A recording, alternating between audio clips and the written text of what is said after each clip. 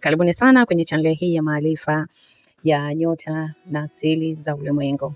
Leo nitakuletea utabiri wa nyota zote kwa mwaka 2026.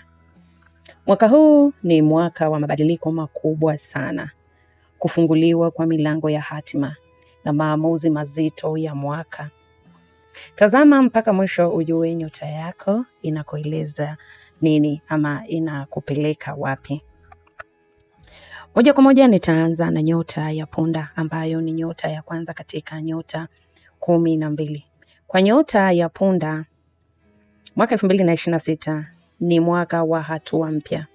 Biashara na kazi zitakupa fursa, lakini epuka hasira na maamuzi ya haraka.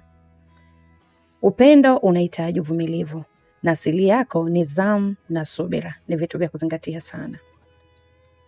Tunaingia nyota ya pili ambayo ni nyota ya ng'ombe. Ni mwaka wa utulivu na kuvuna ulichopanda. Fedha zitaimarika polepole, mahusiano yatakuwa ya kina zaidi. Siri yako, usikimbilie mabadiliko. Tunaingia nyota ya tatu, nyota ya mapacha.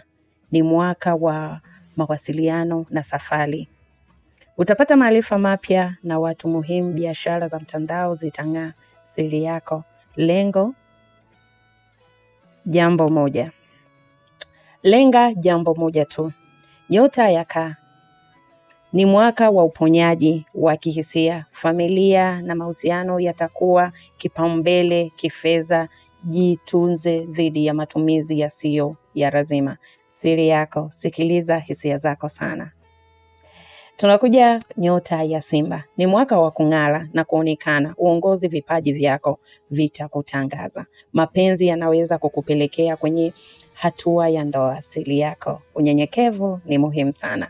Nyota ya mashuke ambayo ni bikira. Ni mwaka wa kujipanga upya. Afya, kazi, nidhamu vitakuinua sana. Epuka kujilaumu kupita kiasi. Kumbuka kujiamini. Tunaingia nyota ya mezani, mwaka wa maamuzi muhimu. Maisha ya mapenzi yanaweza kubadilika kabisa ama kuimarika au kuisha. Fedha zinahitaji usawa. Siri yako, uamuzi thabiti. Tunaingia nyota ya nge. Ni mwaka wa nguvu za ndani na siri ya kufunguka. Utajua nani wa kweli na nani si wa kweli ama si wako. Biashara za siri au kiroho zitafanikiwa. Siri yako, acha yaliyopita. Nyota ya mshale. Ni mwaka wa bahati, safari ya fursa kubwa. Masomo na biashara kimataifa zitang'aa. Siri yako, nidhamu. Nyota ya mbuzi. Ni mwaka wa kujenga msingi wa muda mrefu. Kazi itakuchosha lakini matunda ni makubwa. Mahusiano yatapimwa. Siri yako, pumzika pia. Nyota ya ndoo. Ni mwaka wa ubunifu na mawazo mapya. Teknolojia, mitandao vitakupa mafanikio. Siri yako, tekeleza mawazo yasiache kichwani. Nyota ya samaki. Ni mwaka wa kiroho. Utapata mafanikio makubwa ya maisha. Epuka watu wanaokunyima nguvu. Linda nishati yako sana. Hiyo ndo nyota ya mwisho. Na kama nyota yako imekugusa, basi bonyeza like, subscribe na comment.